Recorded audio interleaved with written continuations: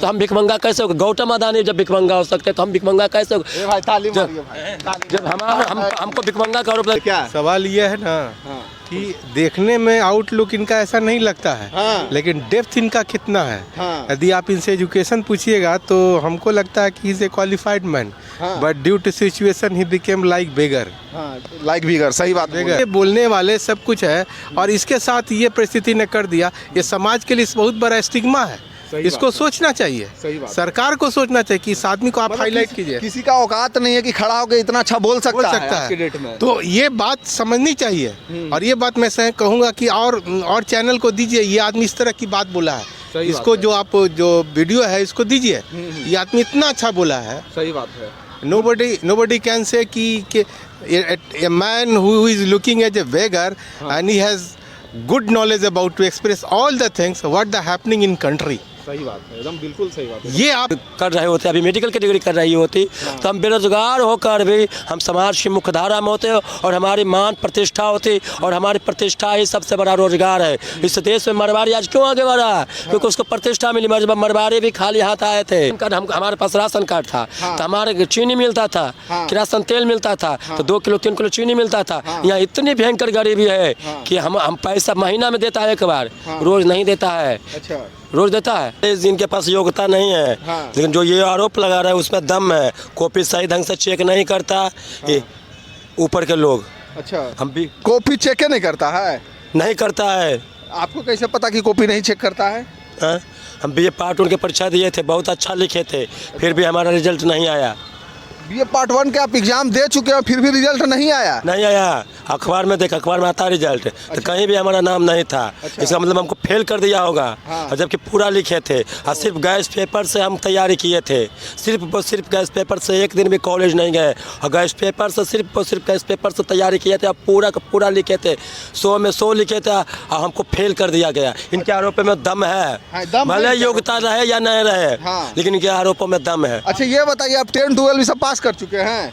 10 पास करिए, 10 किए हैं? 10 पास किए हैं। मैट्रिक कहाँ से किए हैं? मैट्रिक तो हम लखीसराय से किए हैं। 12 कहाँ से किए हैं? 12 बर्मा इंटर जैसे तैसे हम किए हैं। इस व्यवस्था में जैसे तैसे हम किए हैं। और कौन नहीं ट्यूशन पढ़ रहा, कौन नहीं कोचिंग पढ़ रहा है? आप बताइए किसके बारे में कह रहे हैं कि कोचिंग का सहारा नहीं ले रहा है? नहीं, कोचिंग का सहारा तो लेना जरूरी है ना। जरूरी नहीं है, पहले तो नहीं था, पहले तो ये सिस्टम नहीं था। पहले तो नहीं है, पर आज के डेट में कोचिंग तो चल रहा है। जब से सिस्टम आया कोचिंग का सिस्टम, प्रोफेसर लोग रुपया कमा रहा है। प्रोफेसर लोग उद्योगपतियों से ज़्यादा शोषण करता है। अच्छा, हाँ। अब वो प्रोफेसर कहता है उद्योगपति शोषण करता है।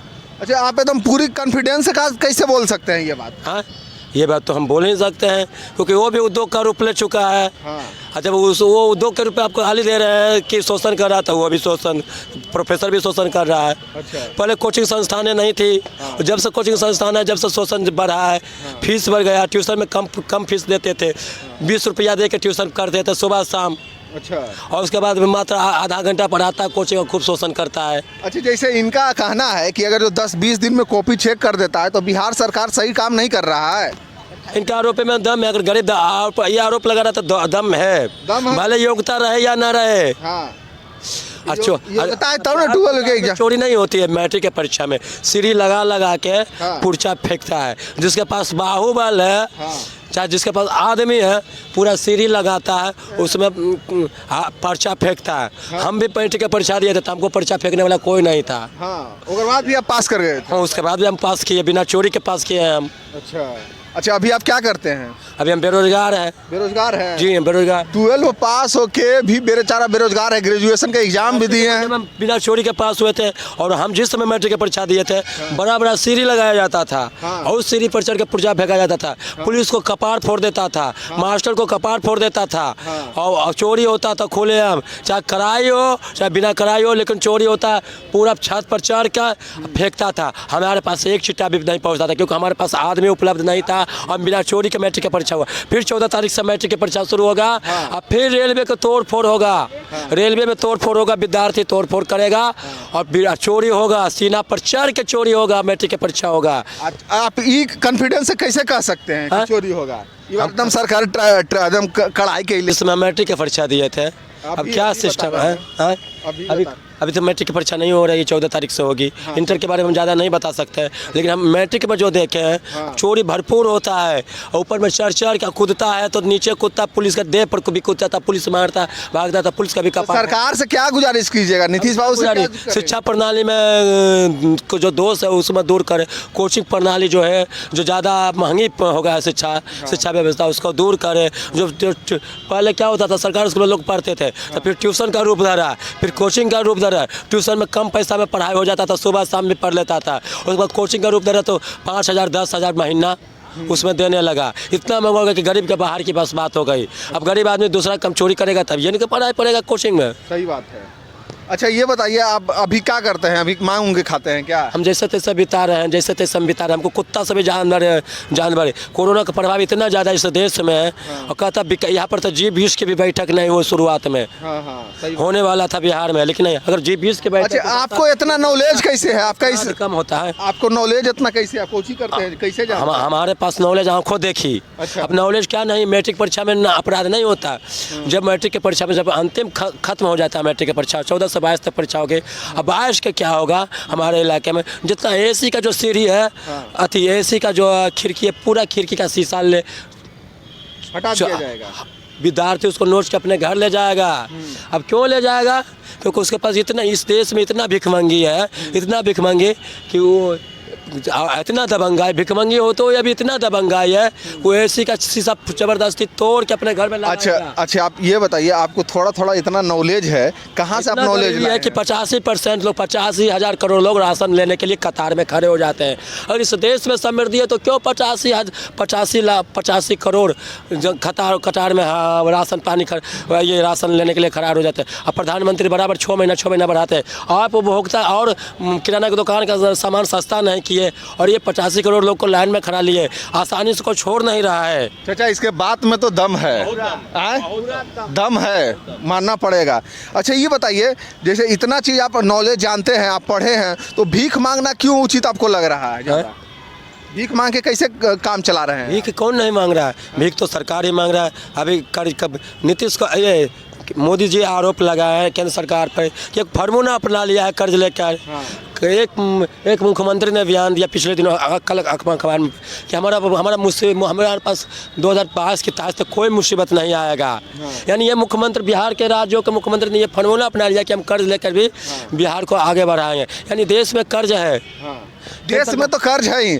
क्या लगता है बिहार कटोरा लेके आप विश्व बैंक से विदेशी से, और 85 करोड़ जनता जो कतार में खड़े हो रहे हैं लाइन में, अब प्रधानमंत्री 6 महीना बढ़ाते जा रहे हैं।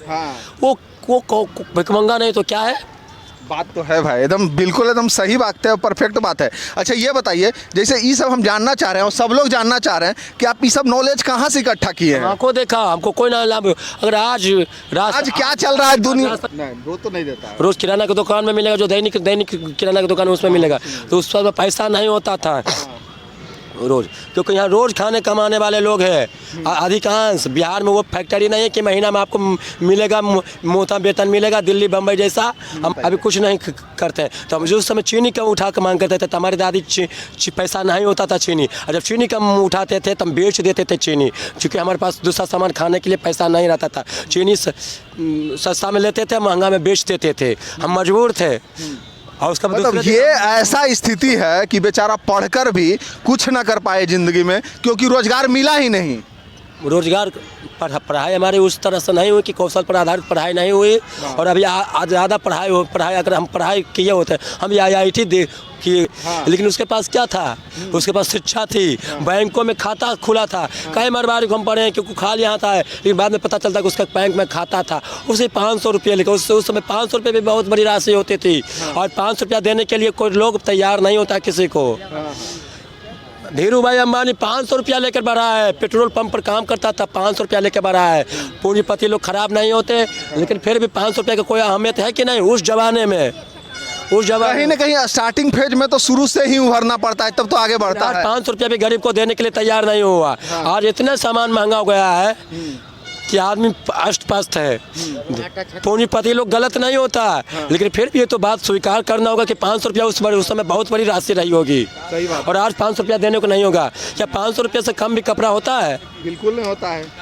अभी हाल फिलहाल के दिनों में सुन रहे हैं कि कुछ से कुछ आटा सस्ता होगा, नई फसल आ गई, दाल आ गया। और अभी नई फसल नहीं आया है, ये अखबारी बयान है। राजस्थान में गर्मी होता है तो वहाँ फसल कटाई, बिहार में फसल कटाई। तो यहाँ जो है भैया आज के डेट में यहाँ कुछ जातिवाद चलता है, समझे, उसके अलावा कुछ नहीं चलता है। तो है जातिवाद के सिवाय यहाँ कोई फैक्ट्री नहीं लगी है। जातिवाद के सिवाय कोई फैक्ट्री नहीं लगी है। आलोक मेहता कहते हैं आज भी सरकार है या नीतीश सरकार है, चाहे जो सरकार रहे, तेजस्वी सरकार रहे, तो आज भी मजबूर, गरीब, किसान, इन सबको नहीं देखा जा रहा है, बेरोजगार का नहीं देखा जा रहा है। ये देखा जा रहा है कि कौन जाति का कितना है। जनगणना हो रहा है, 500 करोड़ रुपया खर्चा है। सही बात है कि नहीं चाचा, आपको क्या लग रहा है? हाँ, वोट के लिए ही जनगणना हो रहा है, वही अति हो रहा है कि वोट के लिए ही हो रहा है कि कौन जाति कितना है ज्यादा। सोचिए तो यहाँ स्थिति, इतना बदतर स्थिति है बिहार का और इतना हालात खराब है आज के डेट में कि जाति की जनगणना करवा रहा है। अरे भाई रोजगार दो ना, लड़का लोग डंटा खा जा रहा है। कहीं छपरा में आलोक कुमार मेहता लगाता है कि घंटे बजाने वाले लूटा है। हाँ। लेकिन आप नहीं लूटे हैं, आप जो पूंजीपति है आप नहीं लूटे हैं। सही बात है। यहाँ सब तो लूटिए रहा है, सब जातिवाद के नाम पे लूट रहा है। ये बताइए, शिक्षा का वंचित तो अभी तो शिक्षा पर अधिकार तो आपका ही है, तो शिक्षा से अभी तो वंचित आप ही कर रहे हैं। घंटी बजाने वाले तो कॉलेज नहीं खोले हुए हैं। अगर कॉलेज आप खोले तो आप शोषण जरूर कर रहे हैं। भले ही आपका समाज में स्थान ऊंचा है गुरु होने के ना कारण, लेकिन फिर भी गुरु होने के कारण आपका समाज में शोषक वर्ग की भूमिका को स्वीकार करना होगा। और अभी के शोषक कौन है? नौ ब्राह्मणवादी। आलोक कुमार भी ब्राह्मण की श्रेणी में है। ये घंटी बजाने वाला आज नहीं लूटा होगा बहुत पहले। अच्छा। बहुत पहले लूटा होगा। सही बात है। हमको नहीं मालूम है लूटा है कि नहीं, ये आभासी दुनिया की बात करता है ये आलोक कुमार मेहता। लेकिन हम पूछते क्या पूजा पाठ करना छोड़ दिया आलोक कुमार मेहता? अपने घरों में वो घंटी नहीं बजाते? बिल्कुल बिल्कुल सही। लेकिन वो आभासी दुनिया की बात करते। किस जमाने में ब्राह्मण लूटा हमको तो दिखाई नहीं, हमको तो सामने में दिखाई देता कि आलोक कुमार मेहता जैसे लोग लूट रहे हैं इस देश को। सही बात है। अच्छा, तो आप सरकार से क्या अपील कीजिएगा, क्या गुजारिश कीजिएगा, क्या करे सरकार में? यहाँ पर रोजगार की व्यवस्था करे। अब होली में आता है, होली में सामंती जुल्म कम हो जाए और सामान सस्ता। तो आप कहता कि सामान सस्ता, पता नहीं नई फसल तो आई नहीं। अखबार का बयान राजस्थान में कहता गर्मी आ गया है, हमको पेपर में नहीं था, कहता नए राजस्थान से नई फसल मसूर आ गया है। कनाडा ऑस्ट्रेलिया से मसूर की दाल आ रही है। तो अभी कोलकाता पहुंच चुका है। हाँ। बिहार में ऐसी बात नहीं, यहाँ फसल की कटाई अभी नहीं। पूरा गर्मी चलेगा तो फागुन जिस समय होली आता उस समय होली के समय फसल कटाई होता है।